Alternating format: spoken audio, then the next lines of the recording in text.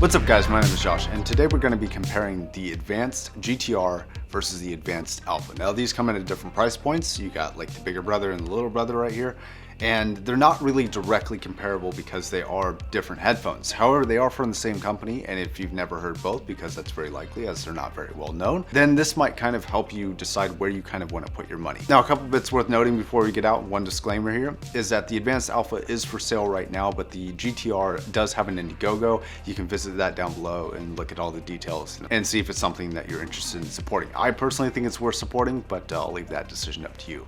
The disclaimer is that Advanced did send me both of these. However, they did not pay me or otherwise ask or try and influence the review in any particular way. All thoughts and expressions and opinions are my own, developed by myself. That being said, if you want to skip to any particular part, go ahead and jump here. Now, last thing before we jump into build here is that this is a comparison between two headphones. This is not a review of each headphone. If you want to see that information, I've already done those videos. Links to those videos are down below. So anything I say, the highs are too high, the lows are too low, is a comparison to the other headphone, not as the headphone itself. Now that that's out of the way, let's go ahead and get into build.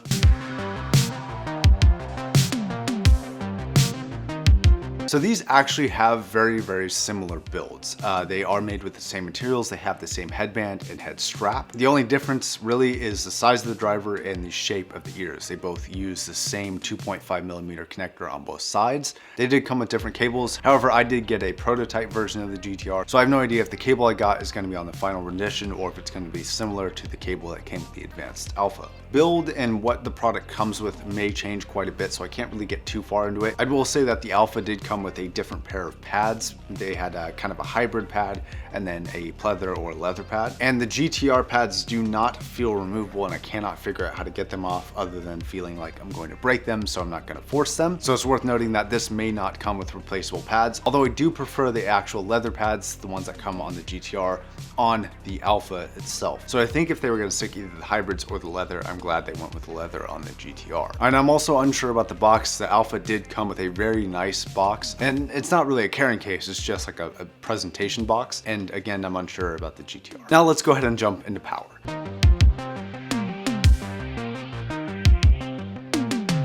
So the power requirements between these two, the GTR is 32 ohms and has a sound pressure level of 100 decibels. Now the Alpha is 34 ohms, but has a sound pressure level of 90 decibels. So even though these are relatively efficient in terms of impedance, the sound pressure level, especially on the Advanced Alpha, is very, very low. So I'm going to list for the GTR an amplifier as highly recommended and for the Advanced Alpha as absolutely required. Quick bit on amplification, I really didn't feel like I was getting a lot from the Alpha until I plugged it into the 1 amp.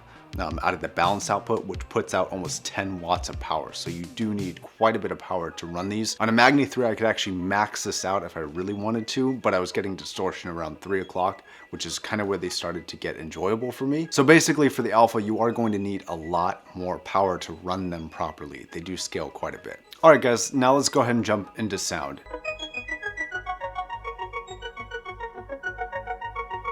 Now, a general overview of the sound is that the GTR feels a little bit warmer and I would say a little bit more pleasant. It's definitely less fatiguing in the highs, and for my personal taste, it's a little bit more enjoyable to listen to. Now, the Alpha is still pleasant, but I would say it's a little bit cooler, a little bit clearer. Actually, there's a little bit of a boost in clarity with it, but occasionally it does feel a little bit harsh. Now let's get into the specifics, starting with treble. So the Alpha feels a bit peaky at times and can really be a bit fatiguing to listen to, especially with brighter tracks. It can feel quite overwhelming at times, I would say. And I would say that the highs really dictate how you listen to your music and how loud you listen to your music, because if you really crank this up, the highs do tend to take over a little bit. Now with the GTR, I wasn't getting that experience at all. With the GTR, I was getting slightly quelled highs. They weren't quite as detailed, not as well etched out as the Alpha, but they were not nearly as bright and they were a lot less fatiguing, and for my ears, I found them to be more enjoyable. Now with the mid-range, the GTR does actually fill out quite a bit more than the Advanced Alpha does. It feels a bit thicker and it feels a little bit more full-bodied. The Alpha feels a little bit thin in comparison, but that also lends itself to feeling a little bit cleaner. a little bit more clear and a little bit more resolving in the mid-range. But I would say that the upper mid-range definitely goes to the Alpha. It feels overall just a lot more clear and has not only clarity, just overall feels more detailed on the Alpha than it does on the GTR. However, the GTR has better lower mid-range performance and better grunt, especially when it comes to male vocals. Speaking of vocals, the GTR in comparison feels a little bit recessed while still maintaining focus and fair amount of intimacy. The Alpha just feels like it steps that up a little bit of a level. However, the Alpha can feel a little bit shouty at times and occasionally does get a little bit too bright for my tastes. And I would say male to female vocals, I would say that the male side goes to the GTR. It has a little bit more girth to it, a little bit more presence and attack and more depth to the male vocals. Whereas the Alpha feels a little bit more angelic and definitely lends itself a little bit more towards female vocals, making them seem not only more detailed and clear, but adding a fair amount of depth to the high notes, something that seemed a little bit lacking on the GTR. Now, bass is really a toss-up of preference. Do you want quantity, being the GTR, or do you want kind of clarity, resolution, and having a little bit more detail going with the Alpha?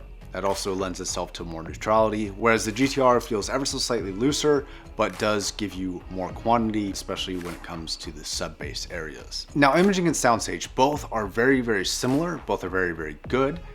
Both actually are very, very good for gaming. Like, I was really, really surprised. I thought that both of these were excellent for gaming. I felt that the imaging on like a 360 scale was actually very, very impressive and something that I personally really enjoyed using. Neither of these are particularly wide nor particularly narrow. I would say that the Alphas have a little bit better imaging and a little bit better soundstage if I had to give it to one, although they're very, very similar. All right, now on to the conclusion, and this is gonna be a really cold-hearted conclusion, but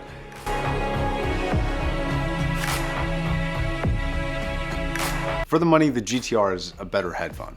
I feel that the Advanced is not only an overpriced headphone, but I felt that it was a little bit too bright for my particular tastes. I wouldn't go and buy this headphone, but if it was offered at like $350 to $400, this would be a lot more competitive. But at the price range it's at right now, I think that the GTR is basically where you should stop looking. Now, I would say that overall, if you want the absolute best between the two in terms of clarity, look at the Alpha. If you have the money to spend, if you don't really care that much about the value of it, then look at the Alpha.